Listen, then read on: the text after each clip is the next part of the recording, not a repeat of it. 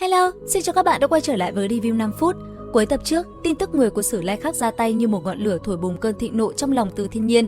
Hắn nghiến răng, cơn xanh nổi cuồn cuộn trên thái dương trong lúc chờ quốc sư đến nghị sự. Quay sang Quất Tử, hắn thăm dò: "Nàng thấy sao về chuyện này?"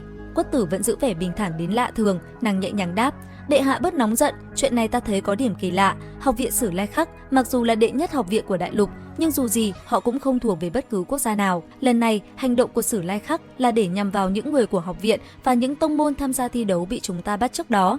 Từ Thiên Nhiên khẽ gằn giọng, ánh mắt sắc lạnh như dao. "Ý nàng là chúng muốn ta phải thả ngươi?" Quất Tử khẽ gật đầu, ánh mắt sâu thẳm. "Thần thiếp e là vậy, và nếu chúng ta không đáp ứng, những cuộc tấn công tiếp theo sẽ còn dữ dội hơn. Họ dựa vào vị trí chiến lược tại biên giới giữa hai đế quốc Thiên Hồn và Tinh La, tiến có thể công, lui có thể thủ, thực sự rất khó đối phó." Nghe vậy, giọng Từ Thiên Nhiên trầm xuống, ẩn chứa sự tính toán.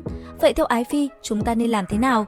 "Bệ hạ," Quất Tử khẽ mỉm cười, một nụ cười đầy ẩn ý.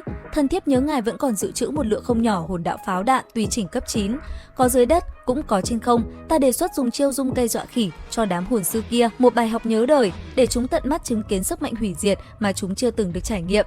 Cũng trong lúc này, Hoắc Vũ Hạo cùng đồng bọn đã có mặt ở Nhật Thăng Thành. Sau khi dùng tinh thần tham chắc dò xét, hắn phát hiện nơi đây bảo mật nghiêm khắc, một con kiến cũng không thể lọt qua. Việc lẻn vào lúc này đã không còn khả thi, số lượng hồn đạo khí thăm dò cũng quá lớn, chỉ cần lại gần cổng thành, những ai là hồn sư đều sẽ bị cấm. Chính vì thế, mọi người đã cải trang thành người bình thường. Sau đó, Nam Thu Thu có nhiệm vụ dùng mỹ nhân kế để giúp cả đám qua mặt lính canh.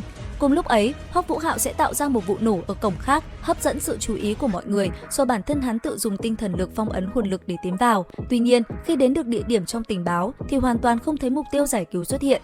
Bởi thế, mọi người quyết định ở lại một khách sạn để thăm dò thêm.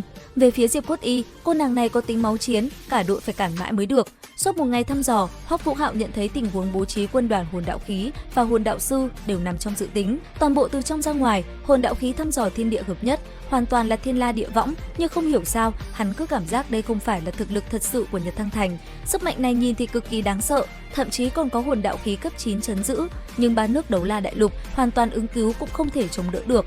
Chắc hẳn ở đây phải có cao thủ trấn giữ. Một đêm không có chuyện gì xảy ra, sáng sớm hôm sau, mọi người Đường Môn liền bắt đầu bận rộn. Nam Thu Thu và Diệp Cốt Y đóng vai chị em, Quý Tuyệt Trần và Kinh Tử Yên đóng vai thành vợ chồng. Hoắc Vũ Hạo, Hoa Thái Đầu, Từ Tam Thạch thì phân biệt hành động.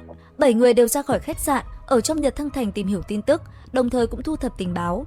Trong đó, nhiệm vụ của Hoắc Vũ Hạo tự nhiên là nặng nhất. Hắn dùng thời gian một ngày, lấy tinh thần tham chắc đem toàn bộ Nhật Thăng Thành hoàn toàn dò xét một lần. Trong quá trình thăm dò, Hoắc Vũ Hạo bất ngờ bị một nữ nhân mập với diện mạo có chút dọa người chặn đường lại. Ả ta mời Vũ Hạo vào trong chơi và kêu hắn cứ gọi nàng là Lăng Lăng. Sau khi nhìn rõ dung nhan của người đối diện, Hoắc Vũ Hạo giật mình nhận ra người này là Phong Lăng thiếu chủ của Trọng Thiên Môn. Không hiểu xảy ra chuyện gì mà giới tính của hắn lại bị thay đổi. Đối với người này, Hoắc Vũ Hạo lập tức từ chối rồi quay người rời đi. Tuy nhiên, hắn vẫn để tinh thần lực của bản thân theo dõi Phong Lăng. Đến nửa đêm, tên kia rốt cuộc cũng đi đến một nơi hẻo lánh. Hoắc Vũ Hạo cảm giác được sóng tinh thần ở nơi này rất mạnh. Theo quan sát, hắn phát hiện Phong Lăng đang bị Tà hồn sư khống chế. Ngoài ra, còn rất nhiều người khác cũng đang trong tình trạng tương tự. Thấy cảnh này, trong lòng Hoắc Vũ Hạo sát ý đại thịnh. Tên Tà hồn sư đáng giận này phải ngược sát bao nhiêu người mới tạo thành cảnh tượng địa ngục trần gian như thế. Đúng lúc này, bỗng nhiên tinh thần tham chắc của hắn giống như bị điện giật, một tiếng quát lớn vang lên: "Ai?" Lời vừa dứt, tên Tà hồn sư lập tức đuổi theo Hoắc Vũ Hạo.